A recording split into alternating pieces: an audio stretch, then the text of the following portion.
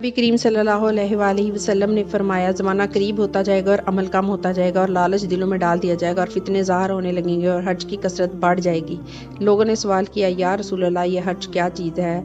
آپ صلی اللہ علیہ وآلہ وسلم نے فرمایا کہ قتل قتل اور قتل۔ نبی کریم صلی اللہ علیہ وآلہ وسلم نے فرمایا قیامت کے دن سے پہلے ایسے دن ہوں گے جن میں جہالت اتر پڑے گی اور علم اٹھا لیا جائے گا اور حرج بڑھ جائے گا اور حج قتل ہے۔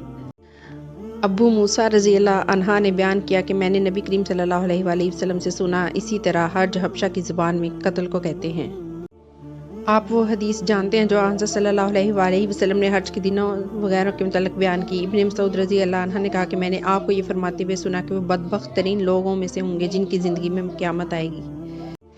ہم انس بن مالک رضی اللہ عنہ کے پاس آئے اور ان سے حجاز کی طرز سے عمل کی شکایت کی۔ انہوں نے کہا کہ صبر کرو کیونکہ تم پر جو دور بھی آتا ہے تم اس کے بعد آنے والے دور اس سے بھی برا ہوگا یہاں تک کہ تم اپنے رب سے جا ملو۔ میں نے یہ تمہارے نبی صلی اللہ علیہ وآلہ وسلم سے سنا ہے۔ نبی کریم صلی اللہ علیہ وآلہ وسلم کی زوجہ محترمہ ام سلمہ رضی اللہ عنہا نے بیان کیا کہ ایک رات رسول اللہ کریم صلی اللہ علیہ وسلم گھبرائے ہوئے بیدار ہوئے فرمایا اللہ کی ذات پاک ہے، اللہ تعالیٰ نے کیا خزانے نازل کیے ہیں اور کتنے فتنے اتارے ہیں، ان ہجرہ والیوں کو کوئی بیدار کیوں نہ کرے۔ آپ کی مراد ازواج مطہرات سے تھی تاکہ یہ نماز پڑھیں، بہت سی دنیا میں کپڑے باریک پہننے والی آخرت میں ننگی ہوں گی۔ رسول اللہ صلی اللہ علیہ وآلہ وسلم نے فرمایا جس نے ہم مسلمانوں پر ہتھیار اٹھایا وہ ہم میں سے نہیں ہے۔